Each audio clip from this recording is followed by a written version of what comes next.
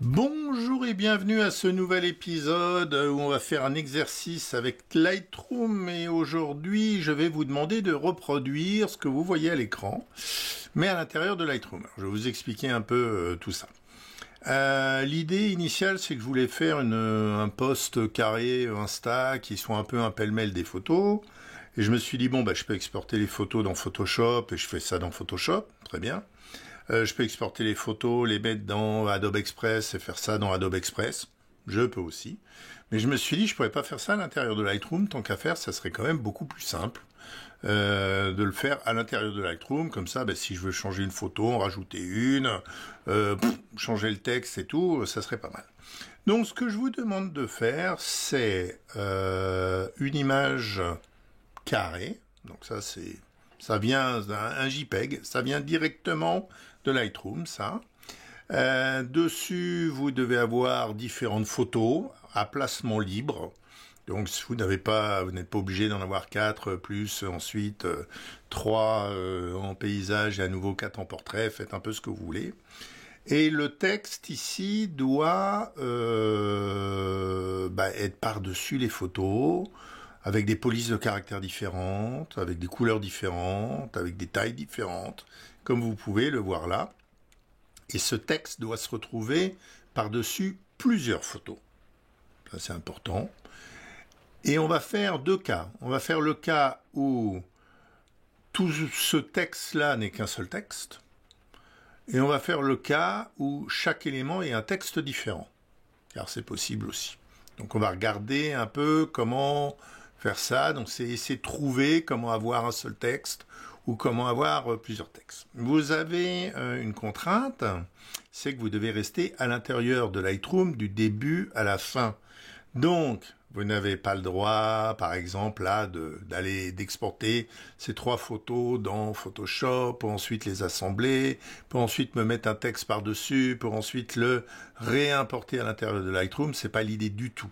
Vous devez rester totalement à l'intérieur de Lightroom. Voilà, point important, pas de bordure.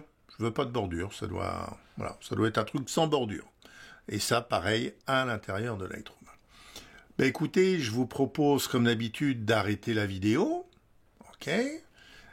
D'essayer de le faire. Il n'y a pas 36 000 modules où on peut essayer de faire ça. On se doute bien que ça va pas être en développement, par exemple, ni avec le module carte. Donc, regardez un peu comment on peut faire ça.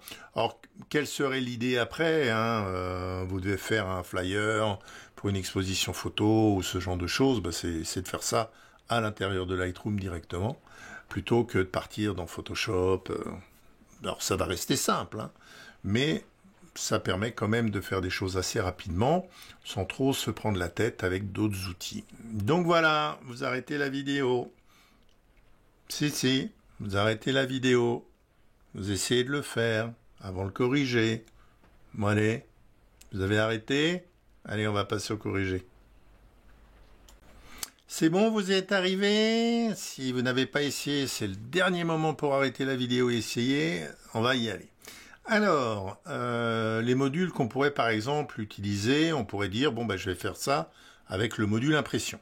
Puisque on peut imprimer dans un fichier JPEG, c'est possible au niveau du module d'impression. Donc on peut dans le module impression, si on est ici, on va voir là-haut quelque chose qui s'appelle collection personnalisée.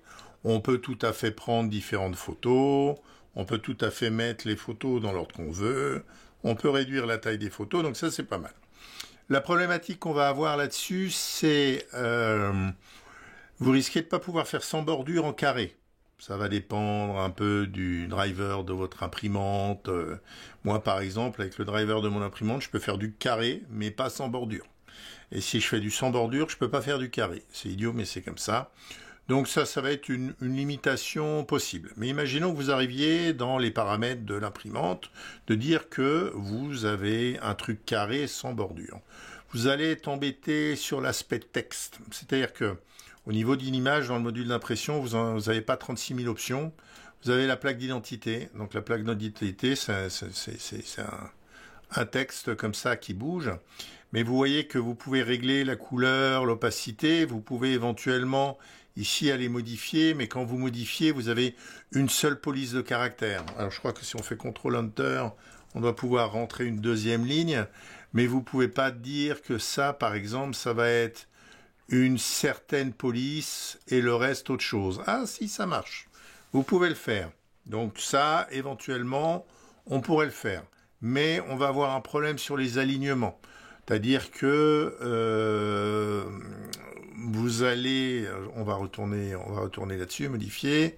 Vous voyez, il n'y a pas de notion d'alignement à droite, à gauche, donc vous n'allez pas pouvoir mettre un peu du texte à droite, du texte à gauche, ça ne va pas être possible. Alors on pourrait se dire, bon, il y a peut-être du texte avec les photos, oui, il y en a un, c'est si on va ici sur le filigrane, mais le filigrane ici, il apparaît en tout petit parce que j'en trouve Patouche, j'en ai fait un plus gros. Patouche, il n'est pas plus gros, alors je sais pas, Kevin Moche, voilà, Kevin Moche. Très bien, donc ce texte-là, il est sur la photo, puis on ne peut pas trop le bouger. D'accord? Donc là, ça va pas être bon avec le module impression, vous n'y arriverez pas. Donc, on va utiliser le module livre, tout simplement. On va aller dans le module livre. Alors, effacer le livre, parce qu'il me fait un livre par défaut. Donc, dans le module livre, ici, vous avez un truc qui s'appelle aussi JPEG. D'accord? Donc, on n'est pas obligé de faire un livre photo blur, on peut faire du JPEG. Et dans le JPEG, vous avez la taille carré, petit carré ou grand carré. Ça ne va pas changer grand-chose dans notre idée. On va prendre le petit carré. Ensuite, vous pouvez avoir avec une couverture ou sans couverture. Donc là, nous, ce qui nous intéresse, c'est aucune couverture. Et donc, on a une seule page. On clique dessus et on arrive sur cette page. Là, on se retrouve un peu comme le module impression, c'est-à-dire que je peux prendre des photos. Et maintenant, c'est en placement libre. Donc, vous voyez, je peux modifier ça, il y a un petit truc central qui apparaît là, et je peux décider de les bouger là. Donc là, je peux décider de prendre mes différentes photos et de les placer un peu comme je veux. Et là, alors je me suis aidé parce que j'ai dit que je voulais un placement gris, d'accord? Donc ici, vous avez un magnétisme, vous voyez, qui peut être sur la cellule ou carrément désactivé, mais là je veux que les choses elles soient l'une à côté de l'autre. Donc on prend le petit truc là et comme ça elles sont collées les unes aux autres. Et puis on va en prendre une autre là. Ok, on va aller la mettre là-haut. On va aller la mettre comme ça. On peut éventuellement, vous voyez, la mettre plus large. On peut faire un peu ce qu'on veut. Donc là on va faire un petit placement rapidement de quelques photos, hein, juste pour avoir quelque chose. Hop là, quelque chose comme ça. On va en prendre une, celle-là, on va les faire un peu plus large. Hop là, on va la mettre ici.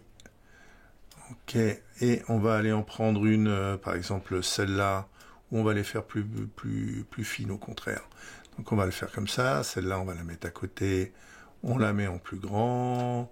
Celle-là, on va la réduire un peu en largeur. Voilà. Et puis, on va encore aller mettre quelque chose ici. Hop, on va aller mettre quelque chose ici en plus grand.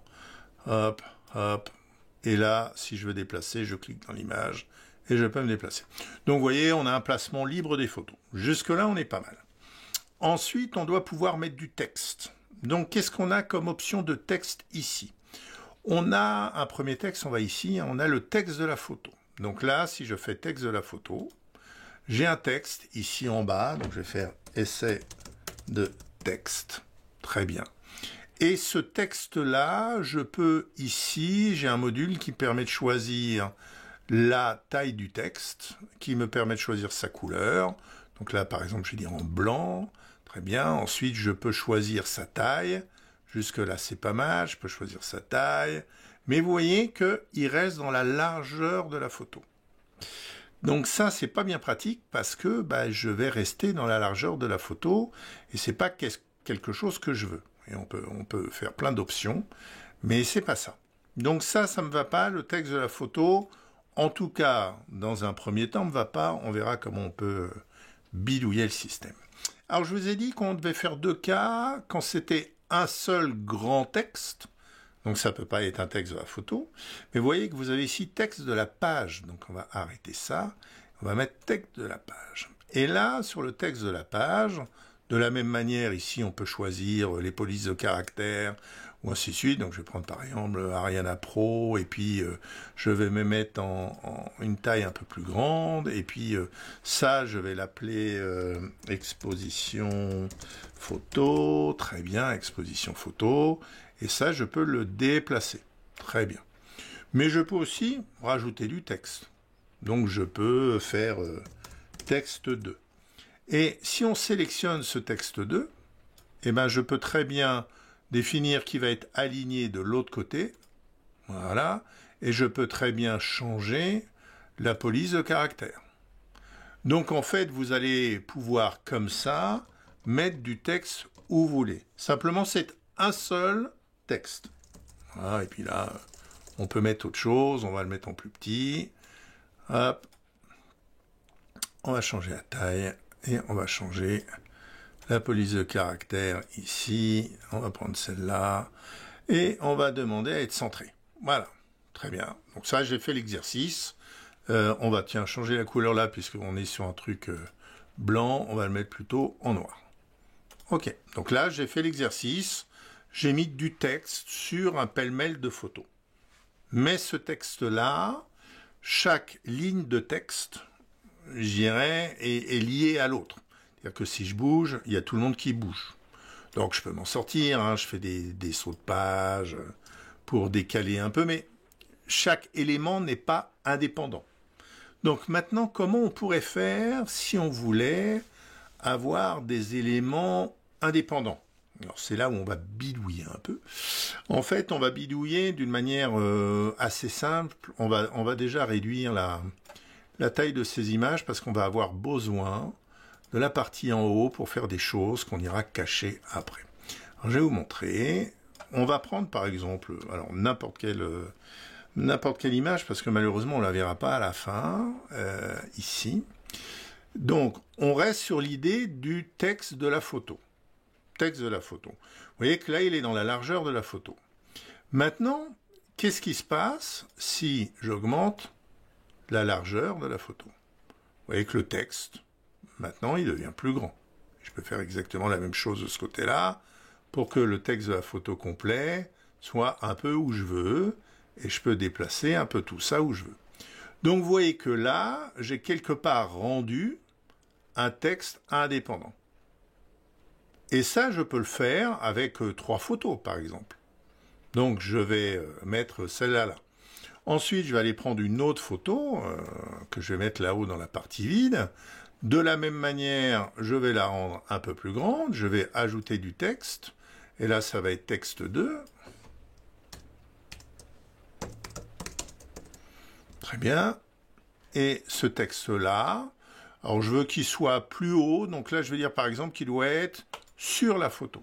D'accord? Parce qu'on a au-dessus, alors là, au-dessus, il ne me le permet pas parce que je suis trop au bord.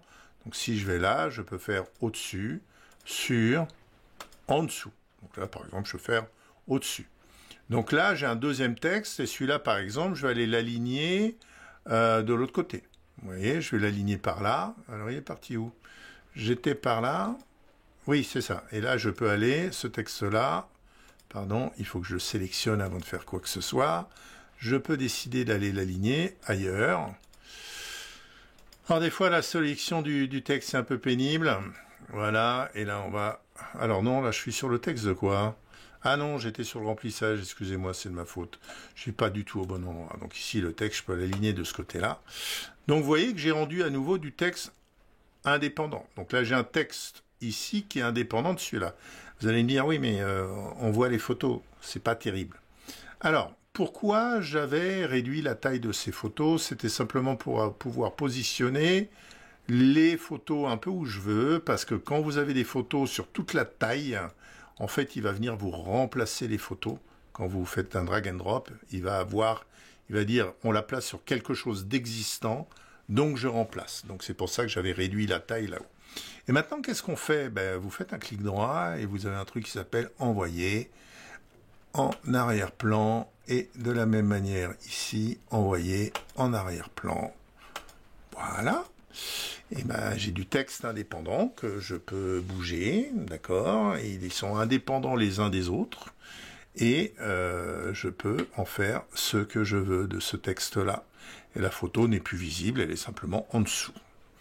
Donc voilà comment vous arrivez à faire des choses avec du texte indépendant. En fait, vous mettez des photos en dessous et vous les cachez. Et comme ça, vous ne les voyez pas et les photos que vous avez au-dessus, elles sont là. Puis ensuite, vous faites exporter le livre au format JPEG et vous ferez un beau fichier JPEG comme vous avez vu avant dans Photoshop.